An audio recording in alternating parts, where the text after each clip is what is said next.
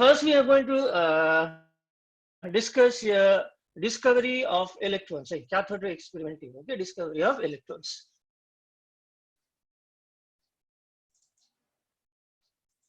Okay. So just go through this. Just go through this. Then I'm explaining it. Okay. Then I'll explain you. So here it is shown how the cathode rays were discovered. How the cathode rays were discovered. Okay. So here we shall see the discovery of cathode rays. William Crookes discovered cathode rays when he was studying electrical discharge in gases, whereas. So yes, first of all, you should know. Okay, so actually this cathode ray experiment tube was discovered by whom? It was discovered by William Crookes. So he was the one who was studying the electrical discharge in gases. Okay, now you tell me one thing, from the whatever science we know, do you think the gases, they conduct electric current? Do gases conduct electric current? No, sir. Yes or no? No. No, sir. No, obviously the answer is no. So gases, we know they are very bad conductor of electric current. So gases are non-conductors of electric current, but yes, under special conditions. Under special conditions, yes, they conduct electricity. So William Crookes, he was studying the electrical discharge in gases. Okay, so mind it, gases, we know under normal conditions, they do not conduct electric current. But under special conditions, okay, they conduct electric current. Okay, so William Crookes, he was studying the electrical discharge in gases, whereas electrons were discovered by J.J. Thomson. Okay, so he came to the conclusion that the cathode rays are nothing but they are stream of negatively charged particles which are called electrons. They are stream of negatively charged particles called electrons. So this name electron was coined by Sir J.J. Thomson. Okay, so let us see what was the cathode experiment. Let us see.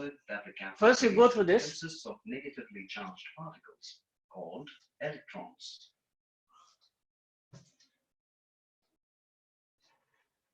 Production. Cathode rays are produced. Okay, so this is what a typical cathode ray discharge tube looks like. Fine, you'll see books. So it is made up of glass. So there are two electrodes out here, negative electrode cathode, positive electrode anode, and they are connected to a source of high voltage like this.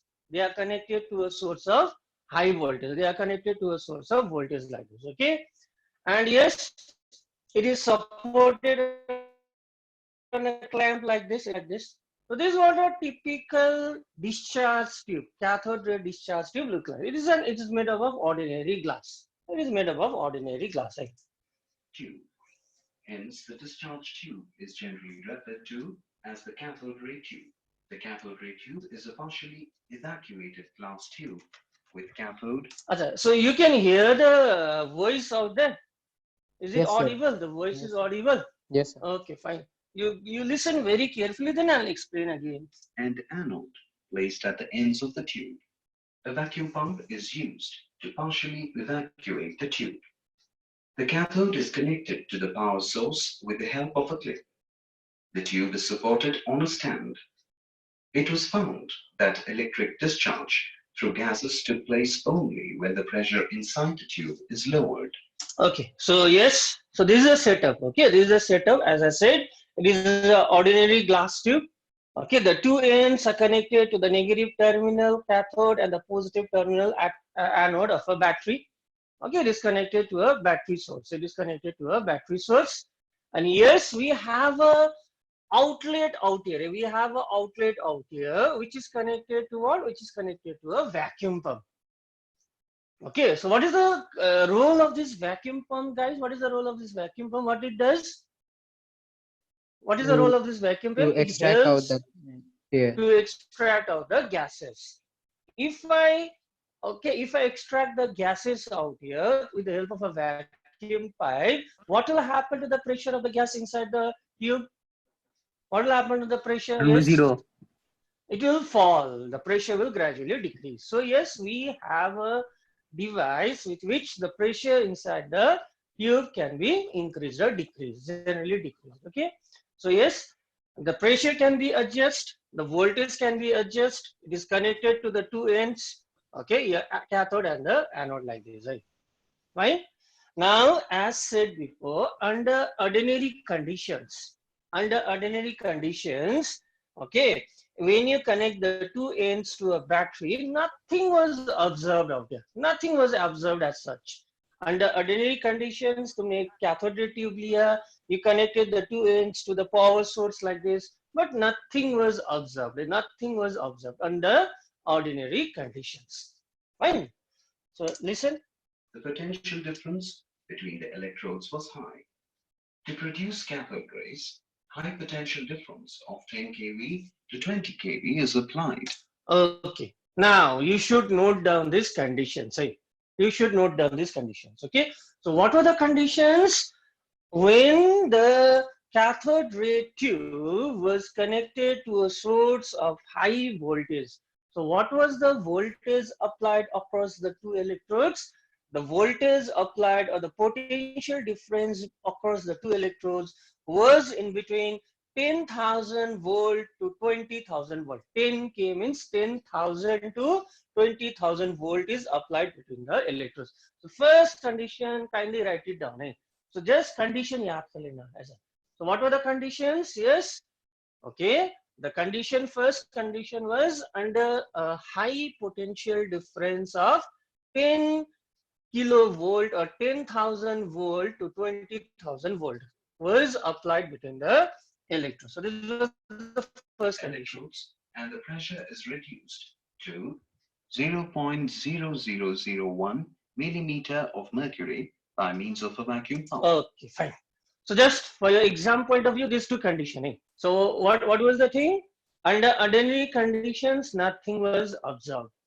But when the potential difference was of the order of 10,000 to 20,000 volt, when the pressure inside the tube was lowered to 0.0001, that means 10 to the power minus 4 millimeter of mercury, means at very high voltage, under very high potential difference, kitna high, 10,000 to 20,000, and under very low pressure. At very low pressure, how much low pressure?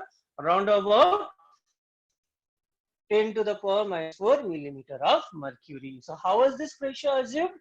By means of a vacuum pump. But these two conditions should be noted. So what are the special conditions applied out here?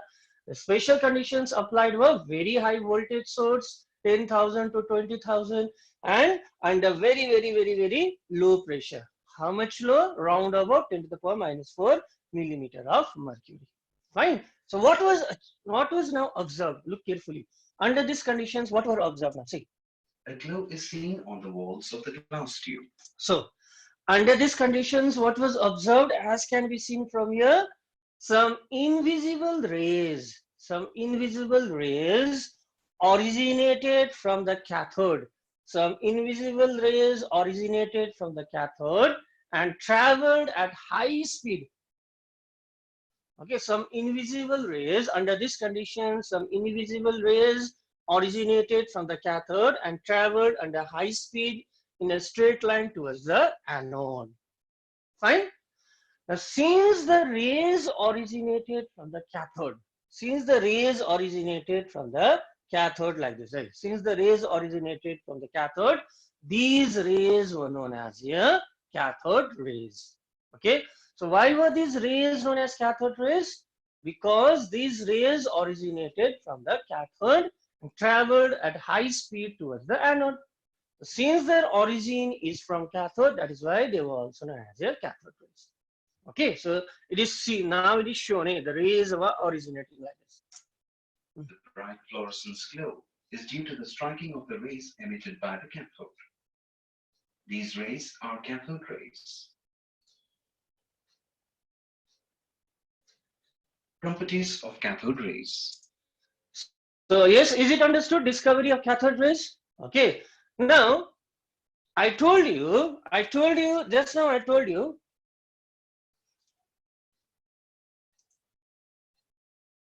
for vacuum pump. A glow is seen on the walls of the glass tube. Achha. Just now I told you these rays are invisible. Eh? So how do we come to know whether rays are being emitted or not? Yes, I told you rays to hum log ko dikhai nahi dega. We cannot say cathode rays. We cannot see cathode rays. So how come we come to know rays are being originated? Now at this anode, at the screen of the anode, some fluorescent material are, this anode screen is coated with some fluorescence material. What is a fluorescence material? What is fluorescence? What do you mean by fluorescence? Any idea? All of us have seen fluorescence, yes. Especially when you go to hill Which stations. emits light. Okay, okay. So you now though you can see everywhere in Siliguri, right? So and in the roads, in the middle of the roads, there are some things like light bulb. Yes. In the daytime, nothing is visible, but in the night, when the rays of a car falls on those bulbs, it begins to glow as if it was glowing.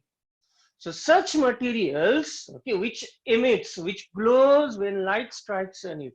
There are some materials which glows when light strikes on it.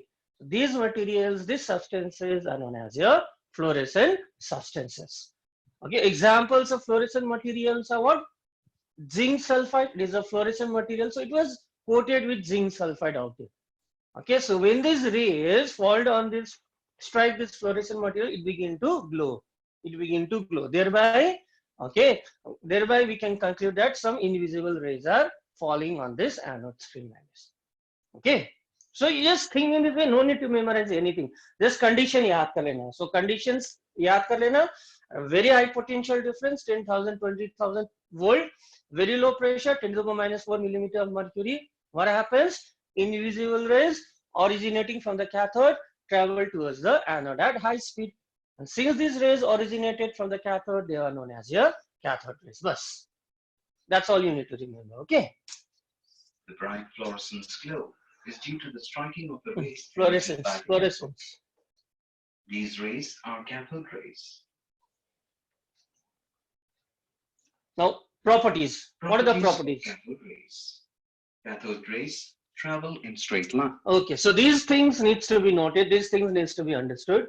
So what are the properties of cathode rays? So you all can see the screen, by the way. Is it visible, or it's too small? Yes, sir. Okay, fine. So cathode rays, just like light, they travel in a straight line. They travel in a straight line. Eh? Just like light, they travel in a straight line. Okay. So if they travel in a straight line, suppose cathode rays are traveling in a straight line like this. They are traveling in a straight line like this. They are traveling in a straight line. So if I keep some obstruction out here, if they travel in a straight line, what will happen? Do you think this cathode rays will be able to pass this like this? Will it take a U-turn and pass like this? No. So what will it cast then? If I place an opaque object, what will it cast then? It will cast a shadow. Reflection. Not reflection, it will cast a shadow. If light is coming, if the path of light is blocked by this opaque object, then what will happen? You will cast a shadow on the screen. Obviously, we all know that. So number one property is cathode rays travel in a straight line. When an opaque object is placed in the path of the cathode rays, a shadow is cast on the glass wall opposite to the cathode. Okay, they cast shadows. That cathode rays travel in straight lines.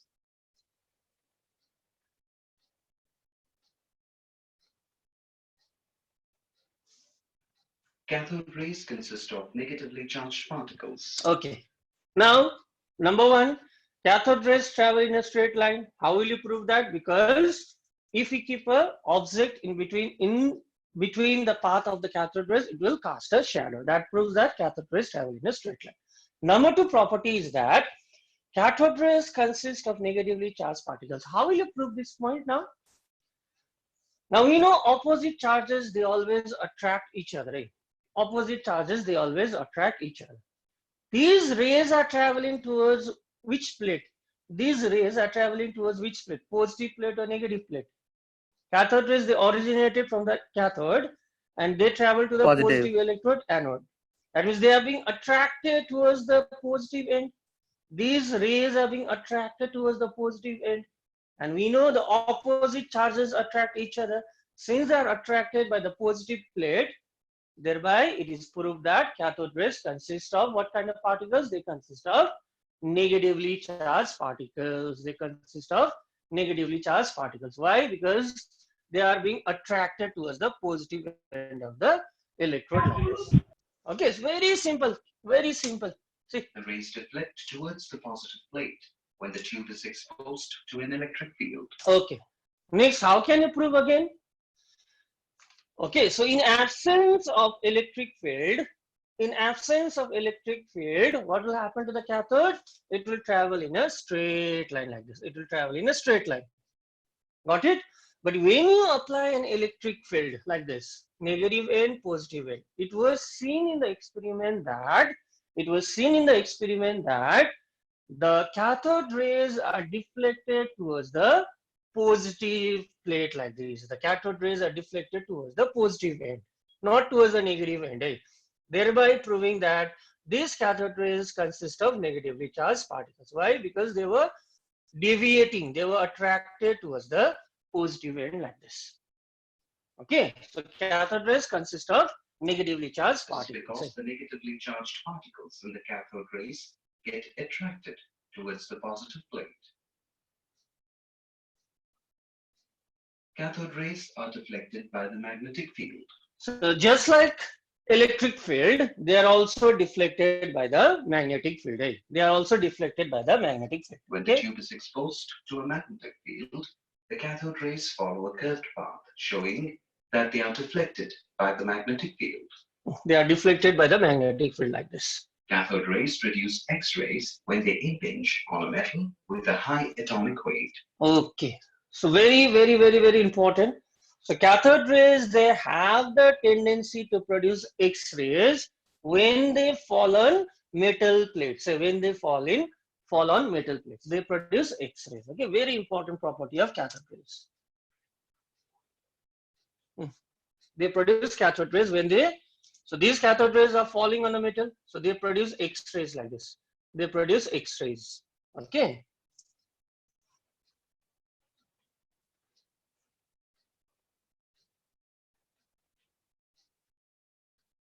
Cathode rays travel with a high speed almost equal to the speed of the light and hence possess kinetic energy. So next property.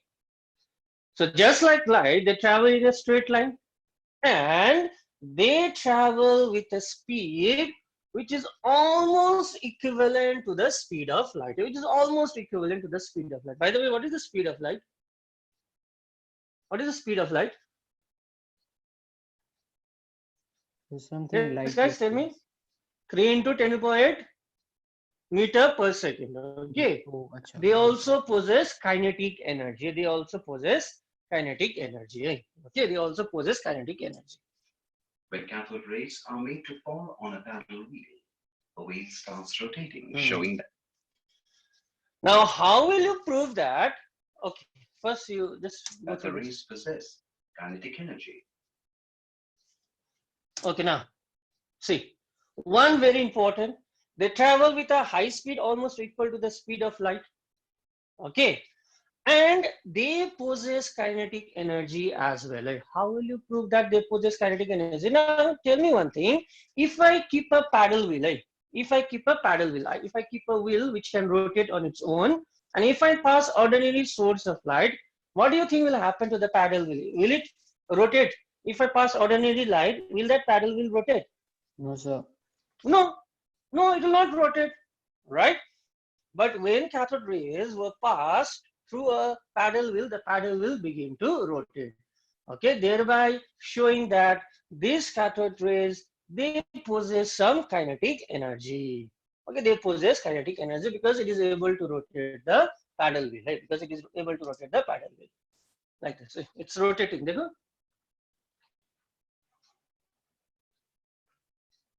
Okay. So I think these properties are understood. And one very important thing, is that the nature of these cathode rays, were found to be independent of the nature of these electrodes. whether you keep a zinc electrode, whether you keep a gold electrode, whether you keep a platinum electrode, it does not matter. The same type of cathode rays were produced. And remember, the cathode rays are also independent of the nature of the gas. Whether you place a helium gas, whether you place a hydrogen gas, whether you place a oxygen gas, the same type of cathode rays were originated. The same type of cathode rays were produced. So what is the conclusion we can get from here? It means that, okay, and later on it was shown that cathode rays are nothing but of negatively charged electrons. Okay, J.J. Thomson had these cathode rays are actually streams of electrons. Now listen again, I am telling you the nature of cathode rays were found to be independent of the nature of gas and the nature of electrode. So what is the conclusion? Very important conclusion. Yes, what is the conclusion?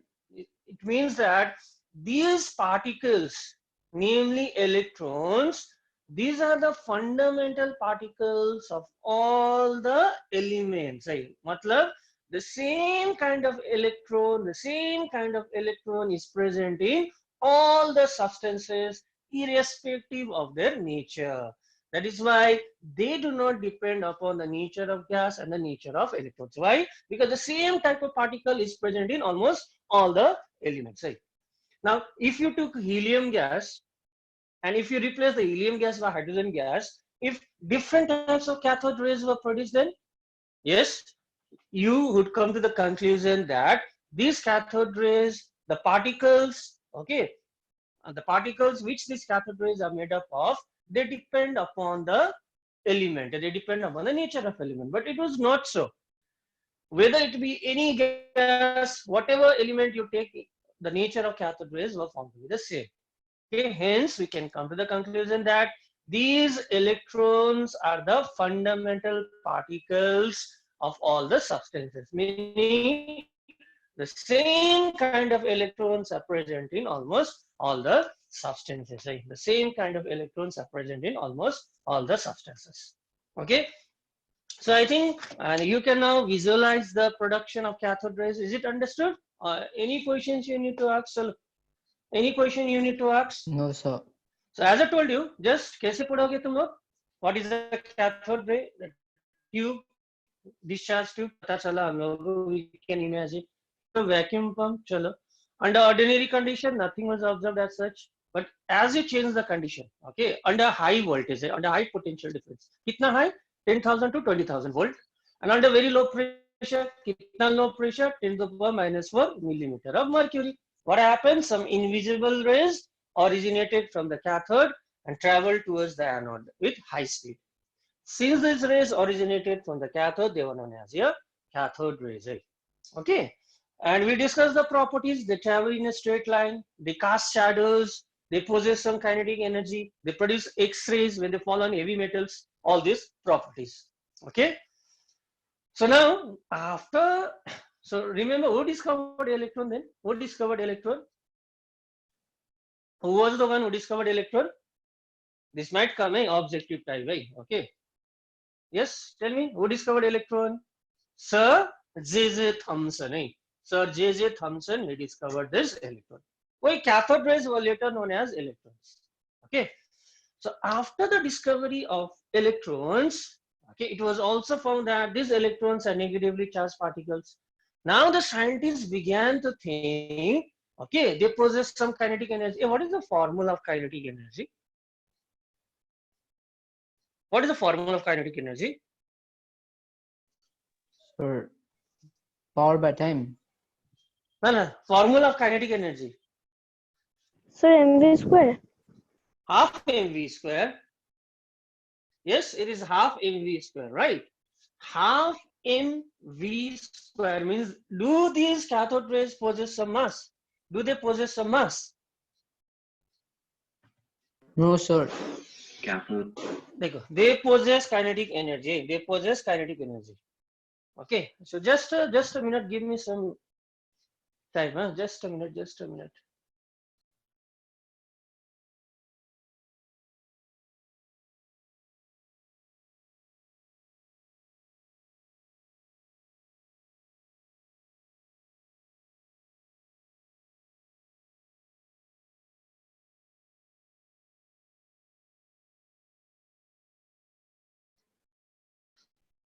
Can you see this board now?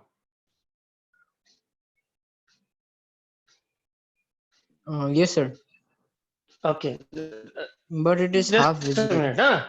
So what is the chalo half visible chalega. So what is the formula of kinetic energy? Half mv square. You are seeing it, right? Is it visible? Yes, sir. Okay, fine. Half mv square. Okay. So we have said that the cathode rays, they travel with the speed of light, so they possess some velocity. Now they possess some kinetic energy means yes, they should also possess some mass. They should also possess some mass, right? Because kinetic energy is half mv square. Since they possess some kinetic energy, they will also possess some mass. So the next step was the scientists began to think what was the value of charge, okay, what was the value of mass of these fundamental particles known as here electrons. So now they began to do research on this. Okay, they began to do research on the mass and charge of an electron. Fine. Now I'm going to just show you another experiment. I'm just going to show you another experiment.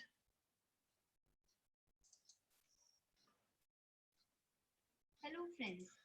Now, after the electrons were discovered, then the scientists now began to do research to determine the charge and mass of an electron.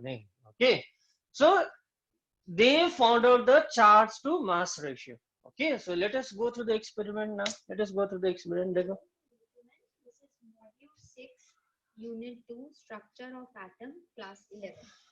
We have already studied in the previous module how Faraday, using his cathode ray tube experiment, discovered the electrons. A need was felt to further characterize these electrons. Hence, J.J. Thomson carried out a series of experiments which were designed to characterize cathode rays or electrons further. So the E by M ratio. Okay, the E by M ratio means E stands for charge and M stands for mass. Right? The E by M ratio was determined with the help of this experiment. Okay, so what was used? This was the cathode. This was again a cathode ray like this, cathode ray tube, similar to one which we have used, cathode, anode. And there is a source of electrical energy out here. Electrical field was applied. Can you see the electrical field? Blue stands for plus, yellow stands for minus.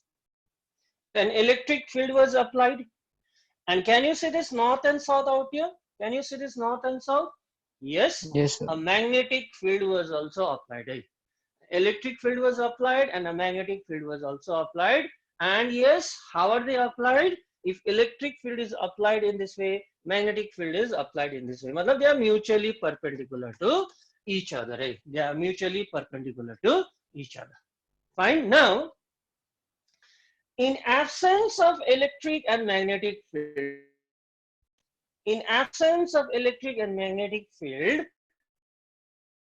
again used this is a cathode ray tube. This much is a cathode ray tube. Applied, it's connected to a source of potential difference out here. Cathode rays are originating. Okay, now just answer me one question. So in the property we have studied that these cathode rays, okay, they are influenced by the electric field, okay, as well as the magnetic field. Right? Fine. So in the presence of electric field, where will this cathode rays deflect? To which plate? Positive or negative plate? Where will they deflect? Cathode rays, where do they deflect? Cathode rays are actually electrons. They carry a negative charge. So in the presence of electric field, where will they deflect? Towards the positive plate or towards the negative positive plate? Towards the positive plate. Towards the positive plate. That means in presence of electric field, they will somewhere strike the fluorescent screen at which point? A, B or C? These type of questions might come to A. Very good. They will strike at the point A towards the positive plate. Now, in the presence of magnetic field, they will just act differently. Okay, so when only magnetic field was applied, when only the magnetic field was applied, they deflect at the point C. They deflect at the point just opposite to that in the presence of electric field. Now you tell me one thing, in the absence of electric and magnetic field, what will happen to this cathode rays? What will happen to the cathode rays? In the absence of both electric and magnetic field, where do they deflect? On the screen of anode. Now, which part, A, B or C, which point? In the absence of both electric B. and magnetic field. B, they will travel in a straight line, they won't get deflected. They will just travel in a straight line like this. They will just travel in a straight line like this, right? Okay, they will just travel in a straight line. Okay, so, and ab dekho. Now, tell me one thing, eh? Now we have learned that this cathode rays, they are actually made up of small particles called electrons. They possess some mass, they possess some charge, right? Now, the amount of deflection, listen carefully, the amount of deflection, what does it depend upon? What does it depend upon? Amount of deflection. What does it depend upon? Magnetic field. Obviously, it depends upon the mass. Mass. It depends upon the mass. Smaller the mass, greater will be the deflection. If alpha part, if the electron is very heavy, do you think it will get deflected? No, it won't get deflected to that extent. But if the electron is very, very, very small mass, yes, it will get deflected by that angle. So that it depends upon mass of the electron, and also it depends upon the charge. Greater the charge, greater will be the deflection. So remember these two facts, right? Okay, so it is deflected by both electric and magnetic field. Fine. And the extent of deflection, tell me guys, what does it depend upon? What does it depend upon, the extent of deflection? It depends upon the mass. How does it depend upon the mass of electron? Smaller the mass, greater will be the deflection. Number one. Number two, what does it depend upon? It also depends upon the charge. How does it depend upon the charge? Greater the charge, greater will be the deflection. Greater the charge, greater will be the deflection. Okay, now let us see. Let us see.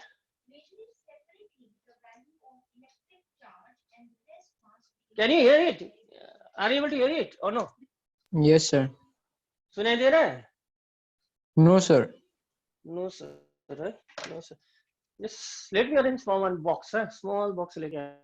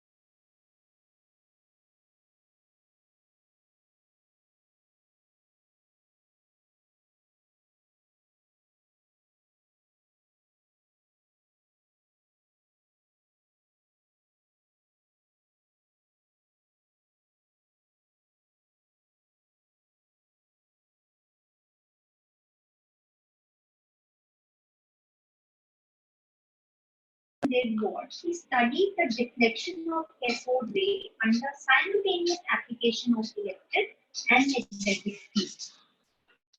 Now, these electric and magnetic fields were mutually perpendicular to each other and also to the path of cathode rays.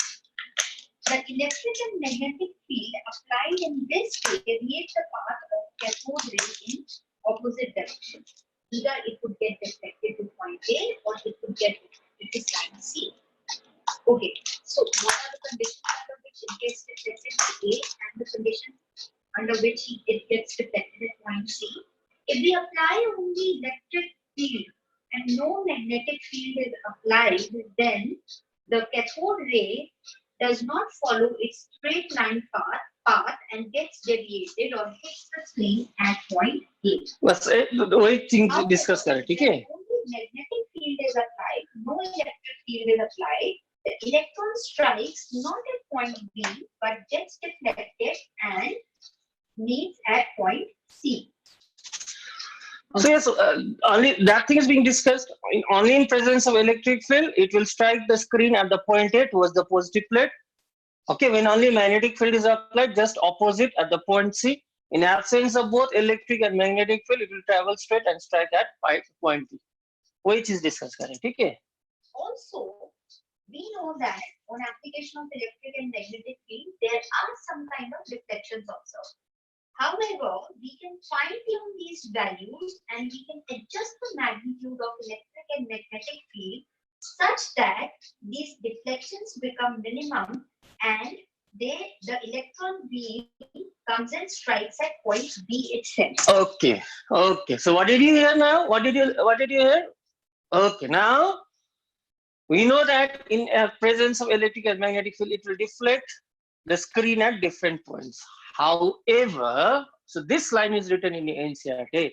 However, by carefully adjusting the electric and magnetic field, right? By carefully adjusting the electric and magnetic field, it is possible the deflection. Okay, it is possible to minimize the deflection in such a way that, how do we adjust this to electric and magnetic field? In such a way that these electrons or cathode rays now will strike the screen at the point B. So by carefully adjusting the electric and magnetic field, it is possible to minimize the deflection, okay, in such a way that the cathode rays will now strike the screen again at the point B. Okay? Okay, such that there is no deflections observed. Okay, using this experimental setup, Thomson came to following conclusions. First, he said that these deflections from the straight line path depends upon the following factors. First thing is, okay. Now I said before, what does the deflection depend upon? What does the deflection depend upon? What are the two Mass. factors on which the deflection? Mass. It depends upon the mass, and second, The charge. It depends Charge. upon the charge. It depends upon the charge. Right? It depends upon the charge and it depends upon the mass. So Thomson, what did you do? Carefully adjusted the electric and magnetic field. Right? Okay.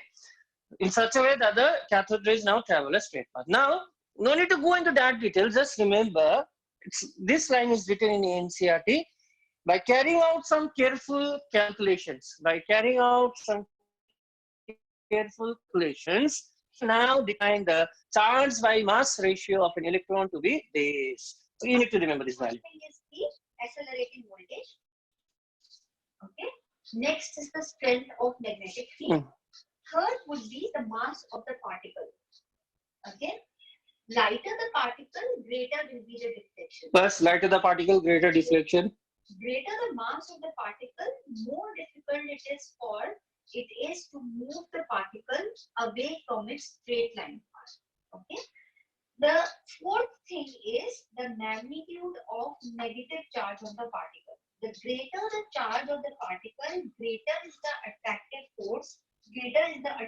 force, and more will be the deviation. Okay.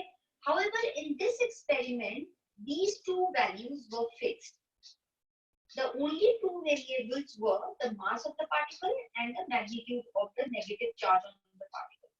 Using these, he carried out accurate measurements on the amount of deflection observed by electron, and hence he was able to come up with this value.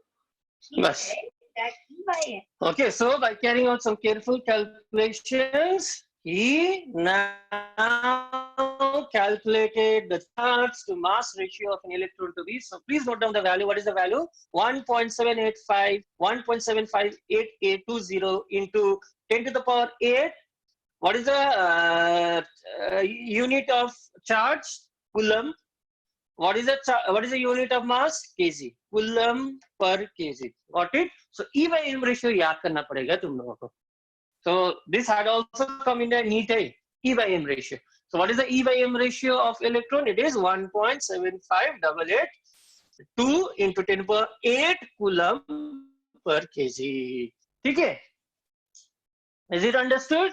So this was the experiment from which, with the help of this experiment, the value of E was calculated. The value of charge was calculated. So it's a very short video. So listen very carefully, observe very carefully, then I'm explaining. British physicist J.J. Thomson had measured the ratio of electrical charge to the mass of an electron using a cathode ray tube in 1897. Later, R.A. Milliken looked to determine the charge on the electrons. The famous method that he devised between 1906 and 1914 to measure the charge E of an electron is known as the Milliken's oil drop experiment. Using this method, he calculated that the charge on an electron was about 1.6 times 10 power negative 19 coulombs.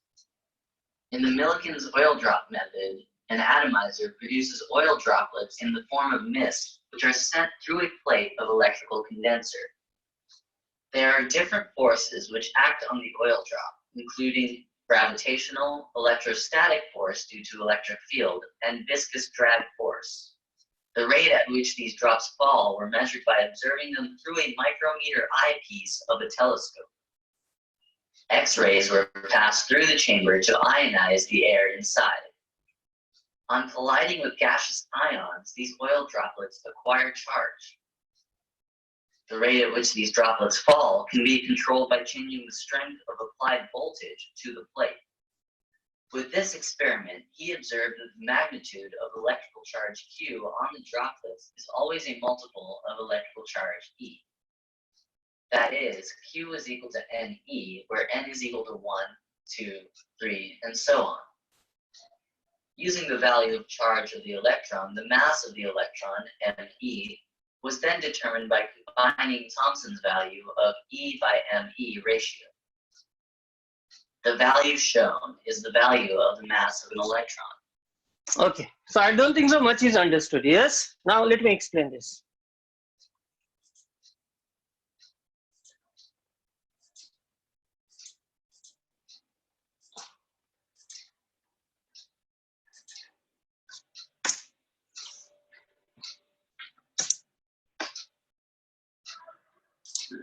The famous method that he devised between 1906 and 1914 to measure the charge E of an electron is known as the Milliken's oil drop experiment. Okay, so what was the name of the experiment? It was Milliken's oil drop experiment. Fine. So now here oil was kept, and this is an atomizer. Atomizer means when you squeeze this, it will produce fine droplets of oil. It will produce fine droplets of oil, right? And these are charged plates. Okay, these are the charged plates. So एक plate यहाँ पर है. So one plate is out there. So the other plate is also Using shared. this method, he calculated that the charge on an electron was about 1.6 times. So you can see the negative 19 plates out there, eh?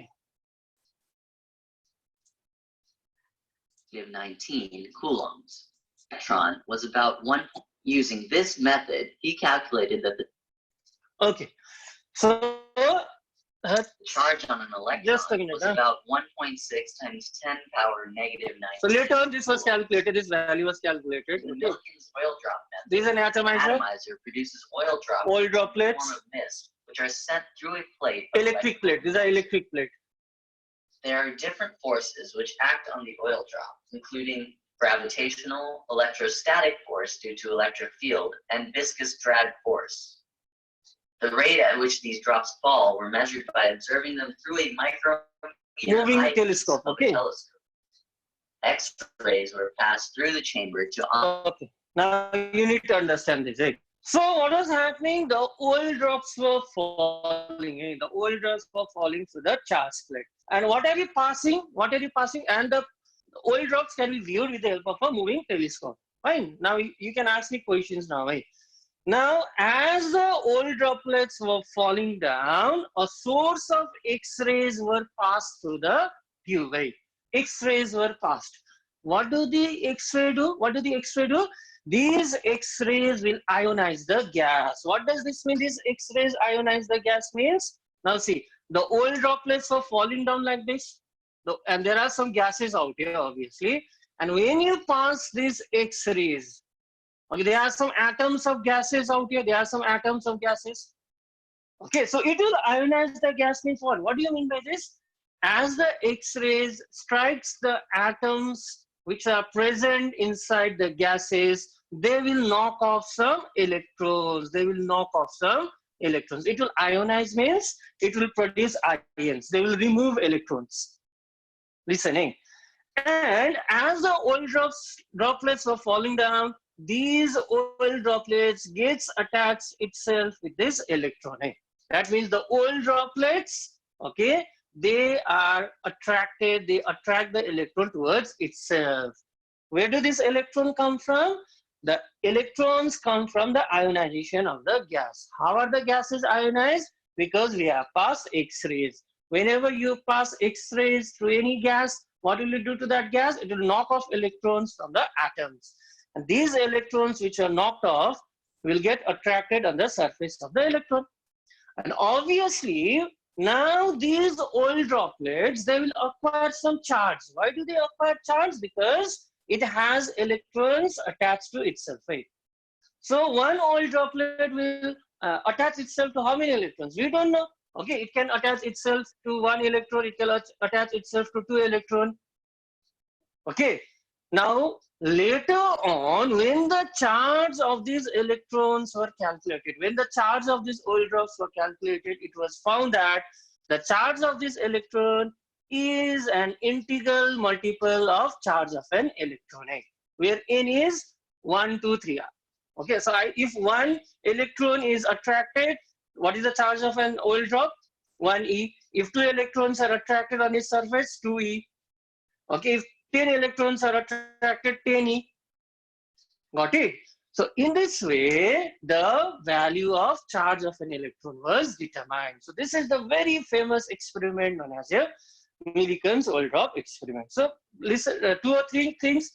Atomizer, it produces fine droplets of oil. These oils are passed through charged or plates which are charged. As the oil droplets are falling down, X-rays, they ionize the gas. And as they ionize the gas, these electrons were attracted on the surface of the oil droplets. That means the oil droplets will now acquire some charge, depending upon the number of electrons it has attracted. So it was found that the charge of an oil droplet was an integral multiple of charge of an electron, depending upon the number of electrons it has acquired. It can be 1, 2, 3, 100,000, whatever. So in this way, the charge of an electron was formed. Okay. So what was the value? Now let us go through the values now. Ionize the air inside. It is ionizing. On colliding gaseous ions, these oil droplets acquire charge. These oil droplets are now acquiring charge because of electrons. Okay. The rate at which these droplets fall can be controlled by changing the strength of applied voltage to the plate. The rate can be controlled. He observed that the magnitude of electrical charge Q on the droplets is always a multiple of electrical charge E. It's a multiple of E. That is, Q is equal to NE, where N is equal to 1, 2, It can be anything depending upon the number of electrons. Using the value of charge of the electron, the mass of the electron, ME, was then determined by combining Thomson's value of E by M. Okay, now the charge of an electron was known. The charge of an electron was 1.6022 into 10 power minus 19 coulomb. E by M ratio was known from the previous experiment. If you put the value of charge of an electron, if you substitute the value of E, you can easily find out the mass of an electron. First, E by M ratio was determined. Then after you find out the charge of an electron, after you find out the value of E, the mass of an electron can easily be found out like this. Okay, so what is the mass of the electron? E ratio. The value shown is the mass of an electron was found to be 9.1 into 10 power minus 31 kg. So kindly note this mass of an electron, it's 9.1 into 10 power minus 31 kg. And what is the charge of an electron? It's 1.6 into 10 power minus 19. So this should be known. Especially this charge of an electron should be known. So this is the fundamental unit of negative charge. What is the fundamental unit of negative charge? The fundamental unit of negative charge is equal to the charge of an electron. So the fundamental unit of negative charge is 1.6022 into 10 power minus 19 coulomb. Okay, it's equal to the charge of an electron. The mass of an electron 9.1 into 10 power minus 31 kg. So we can just well imagine how small the electron is. Its mass is very, very, very, very small. 10 to the power minus 31 kg. Okay. So I'm sure you should be having some questions to ask me. Okay. Charged are, unlike cathode rays, these rays depend upon the nature of the gas present. Okay. So what is written out here? I told you before, the cathode rays, they are independent of the nature of gas. But unlike cathode rays, these anode rays, okay, they are also known as anode rays since they originated from the anode. These, they depend upon the nature of gas. They depend upon the nature of gas. In the cathode ray tube, the charge to mass ratio of these particles is dependent. Present in the cathode ray tube are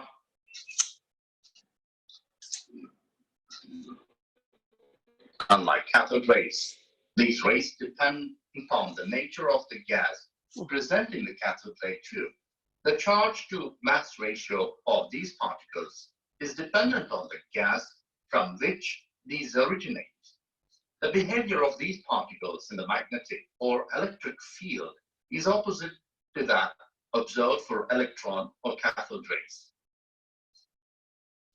For a long period of time, many scientists experimented on hydrogen gas under low pressure and found particles with charge of H and mass of 1. These particles were called protons. Discovery of neutrons. James Chadwick discovered neutrons in 1932. For this important discovery, he was awarded the Nobel Prize for Physics in 1935. Chadwick experiment and the discovery of neutrons. In this experiment, alpha particles are projected towards the beryllium target. Beryllium in turn released another particles. These are neutral in nature.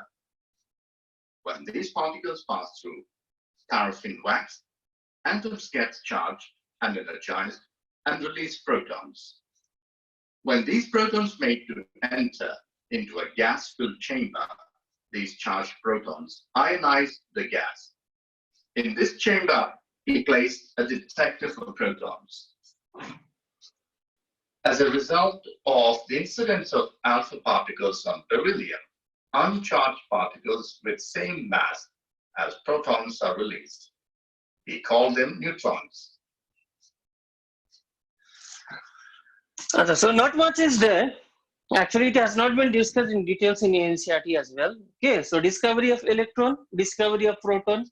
Okay, proton, yes, the nature of proton, it depends upon the gas which was used, right? So after these two fundamental particles were discovered, okay, the scientists, now they thought that the mass of an atom should be equal to the mass of electron plus mass of proton, but that was not the case, right? Actually, the mass of an atom was quite high, okay, as compared to the total mass of electron and proton. So they thought that a third particle must be present, okay, which should be neutral, right? Which should be neutral, and it should have some appreciable mass. In that way, your neutrons were discovered. Okay, so nothing too much to discuss. Just remember the values of E by M ratio. Discovery of electrons are more important. Okay, so I think we should do. Now, see out here.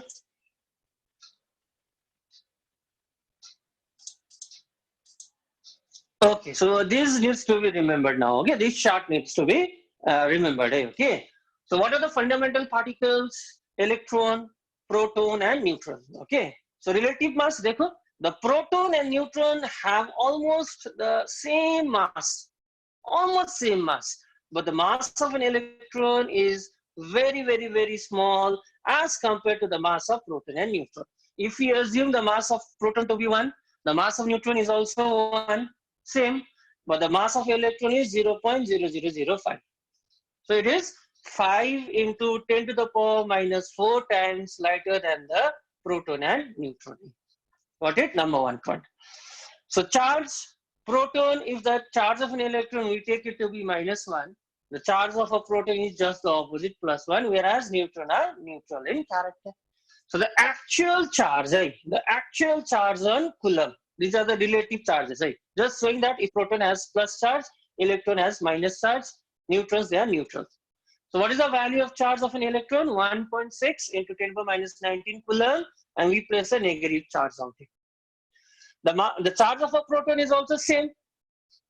The charge of a proton and electron are same, right? But they are just opposite in character. One is minus, one is plus. So the fundamental unit of negative charge is minus 1.6 into 10 to the minus 19 Coulomb, whereas the fundamental unit of positive charge is plus 1.6 into 10 to the minus 19 Coulomb. What is the charge of a neutron? 0. Charge of a neutron is 0. Got it? And yes, you should remember this. Mass of electron 9.1 into 10 to the minus 31 kg. Mass of proton and neutron, as said before, they are almost same, 1.67 into 10 to the minus 27 kg. Neutron, same, 1.67 into 10 to the minus 27 kg. Okay, so these things should be noted down and this thing should be remembered. Okay, this chart should be remembered. Okay, so yes, we have studied in details about the discovery of electron, cathode ray experiment, discovery, the calculation of E by M ratio, Milliken's Oldrop experiment, okay, discovery of proton, discovery of neutron, and the charges and the masses associated with the proton and electron. Now, after these things were discovered, now the next challenge was, now the scientists began to think how these fundamental particles are present in an atom. How these fundamental particles are present in an atom. So they began to give a model of an atom. They began to provide model of an atom. Yes, you should have studied this in your school. What was the first model provided? What was the first model? What was the first model? Thomson ने पहले एक model दिया था, plum and pudding model, plum and seed model, right? Number 2 model, it suffered a serious drawback. Then what is the next model? Watermelon. Watermelon का था वो J.J. Thomson का. Next उसके बाद में क्या आया तुम्हारा? Rutherford's alpha gold foil experiment. उसके बाद में आया Rutherford's model. ये syllabus में. Then here, which model? Then here, Bohr's model. Okay, Bohr's model तो हम लोग को details से पढ़ना पड़ेगा. Okay. Okay, fine. So we shall talk about these models later on. We'll talk about the models later on.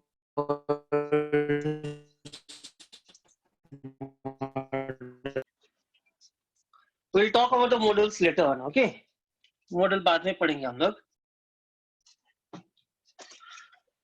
So I'll just discuss 1 or 2 things out here.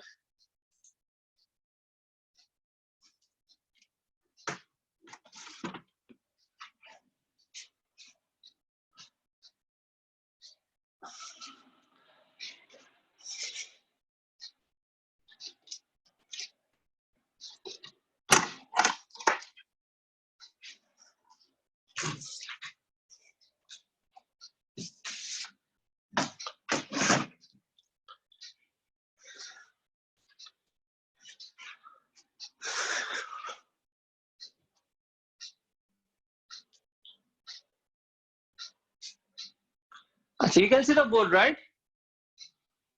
Can you see the board? Yes, sir. Okay. Now, just start with the basic part. I'll just start with some basic part. How do we write down the symbol? And I'll just keep the model to the next class. Model में next class में discuss करूँगा. How are you going to represent the complete symbol of an element? How do you present complete symbol of an element? How do you write it down? What is the way of writing it down? First, we write down the symbol of an element X. We write down the symbol of an element X. Then we write down the atomic mass or the mass number, which is represented by A. Then we write down the atomic number Z. Then we write down the atomic number Z. Okay, so this is the way of writing A. So you can write A out here or A out here. You can Z right out here or out here. Right? So what does this A represent? This A represents the atomic mass, and this Z represents the atomic number. What is the definition of atomic number? How do you define an atomic number? Chalo, you guys are in class 11. You should be knowing this. How do you? What is the definition of atomic number? Yes, tell me, what is atomic number? So the number of protons in the element. Okay, so atomic number Z is defined as the number of protons, or not and. There's a difference between or and, or the number of electrons in an atom. So someone has been asking me this question.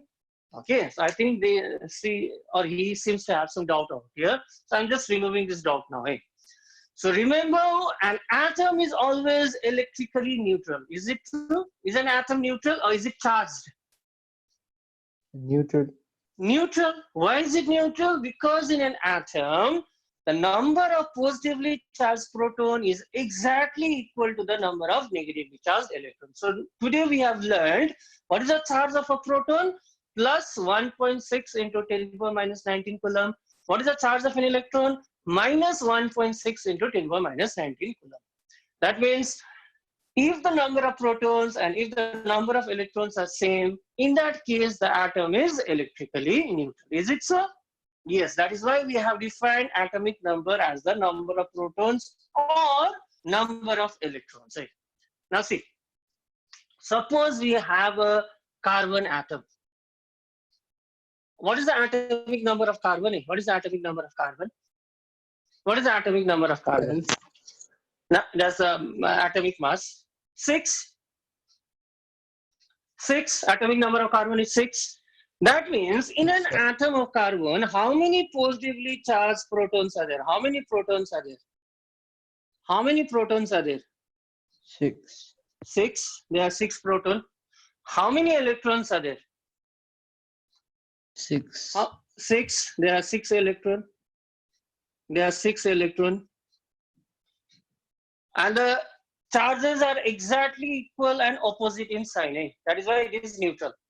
Now, if I remove one electron, from here, oxidation kya hai hum log ne? If I remove an electron, okay, so what will be the scenario? What will happen to the number of protons? What will happen to the number of protons? It will remain the same or it will decrease. I'm just removing the electron. Number of protons. It will not decrease. It will remain the same. Number of protons will remain the same. Number of protons is not going to change. We are removing. We can't remove proton. We are just removing the electron. But how many electrons will be there now? How many electrons will be there now? 5. 5. So the atom will now acquire, what is the net charge it will acquire now? If one electron is removed, it will acquire what charge? One excess positive charge. So that is why I had said that when you remove one electron, it will acquire one positive charge. That means if I have an atom A, okay, if one electron is removed, yes, it will acquire a charge plus like this. This is the reason. In a neutral atom, both are equal. You remove one electron, means one positive charge will come out here. If you remove 2 electrons, then what will happen? Yes, tell me now. If you remove 2 electrons, what will happen? Plus 2. So 2 excess positive charge. So it will have plus 2 charge out. Now I think it's understood. Those who have asked me this question, now I think it's perfect. Now I think it's crystal clear now. Okay. So if we remove an electron, then the number of electron decreases, but the number of protons remains the same. Number of protons remains the same. So if I remove 2 electron, 2 excess positive charge, So plus 2 charge. If I remove 3 electron, 3 positive charge on it. Now, how are you going to define the atomic number for, say, Na positive ion then? Na positive ion. So sodium may, what is the atomic number of sodium? 11. Means how many protons are there? Sodium may, how many protons are there? There are 11 proton and how many electron? 11 electron. There are 11 proton and 11 electron, right? In a sodium atom. Now, in a sodium ion, can you see this? What am I writing? In a sodium ion, what will be the number of proton? In a sodium ion, how many proton will be there? 1. In a sodium ion, Na positive ion, number of protons is not changing, eh? Number of protons is not changing. How many electrons will be there now? 1, no, 10. 10. 1 positive charge means 1 electron has been removed. 2 positive charge means 2 electron has been removed. Plus 3 charge means 3 electron has been removed. Now the charge is plus means how many electrons will be there? 10 electrons will be there. Now how are you going to define atomic number? So if I ask you what is the atomic number of sodium ion, what will be your answer? 10 or 11? If I ask you what is the atomic number of sodium ion, what will be your answer? 11. 11. Now, for a neutral atom, the atomic number is equal to the number of protons or number of electrons. Because neutral atom में protons and electrons are always the same. But in an ion, the number of protons and electrons are not same. What will change? The number of electrons will change, but the number of protons will remain the same. So the correct definition of atomic number would be, atomic number is defined as the number of protons present in a species. Species can be atom or it can be ion.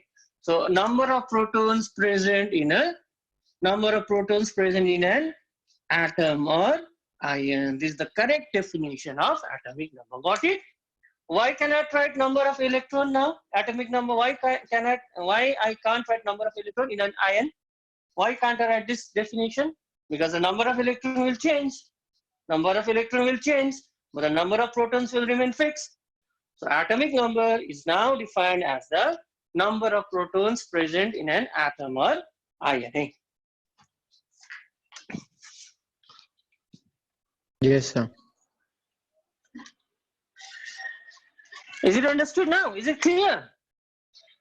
Yes, sir. Okay, so this is a simple thing. This is a simple thing which we should understand. There should not be any confusion. Okay, so now we define atomic number as the number of protons, because protons can never be removed. Right? During chemical reaction, only what changes? Number of electrons will change, not the number of protons. So atomic number is defined as the number of protons now. Fine. Now, what is this mass number? What is mass number? Yes, tell me. What would be mass number? What is mass number? Mass number is defined as the number of protons which is equal to Z, atomic number, plus number of neutrons, say plus number of neutrons. So mass number is defined as the number of protons plus number of neutrons. Now from this formula, yes, therefore, how can you calculate the number of neutrons then? What is the formula for calculating the number of neutrons?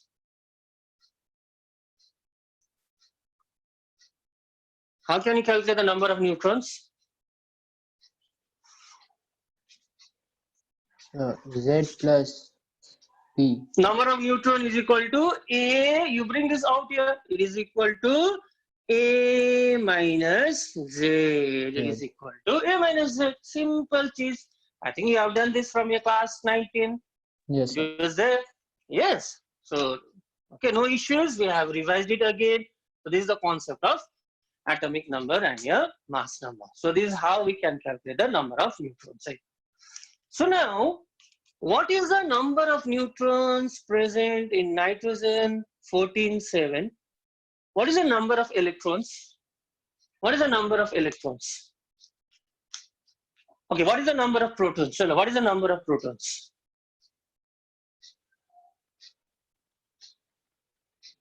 How many protons are there? 14. 14 is the mass number, eh? 14 is the Seven, atomic mass, eh? 7. This is the 7. atomic number. So number of proton is 7. Number of electron? This is an atom. Number of electron kitna hoga? 7. 7. What is the number of neutron then? What is the number of neutron? Tell me, what is the number of neutron? Mass number 14 minus atomic number is equal to 7. We can calculate in this way. Number of neutron is equal to atomic mass minus atomic number. 14 minus 7 equals to 7. Now, if I write down this nitrogen, say 15, 7, how many neutrons will be there? How many neutrons 7. will be there? Why are you saying 7? Why are you saying 7? Neutrons. Neutrons. Neutrons. 8. 8. So number of neutrons will now be equal to 15 minus 7, which is equal to 8. What is this type of species known as? What is the relationship between these two? What is this type of species known as these two? You know it. So those isotopes having the same atomic number but different mass number. The atomic number is same, but the mass number are different. So these are known as your isotopes. So what are isotopes? Isotopes are atoms of the same element.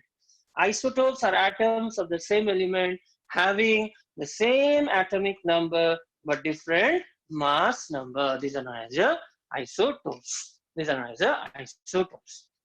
Okay, so those species which has the same atomic mass but different atomic number, what are they known as? What are they known as? Isobars. Isobars. They are known as your isobars. Okay. So in the next class, so do remember this much. Right? So any issues till here? Any problem No, till sir. here? I don't think so you have any problem. Now today we also learned that why there is a positive charge after electrons are getting lost. So one electron loss होने से एक excess positive charge आएगा, दो electron loss होने से दो excess proton होगा plus 2 charge, 5 electron loss होने से 5 excess proton होगा plus 5 charge. And what we know now what are isotopes and all. Okay, so we'll continue with this. We'll do some numericals related to this. We'll continue with this in the next class. Okay, so I think today's topic was understood. You go through your NCERT, you go through your books once more. Okay, Yes, you sir. go through the experiments. Okay. Okay, then fine. See you in the next class. Yes, sir. Okay, Thank take you, care. sir. Thank Bye. you, sir. Okay, bye bye. Bye. Take care. Bye, sir.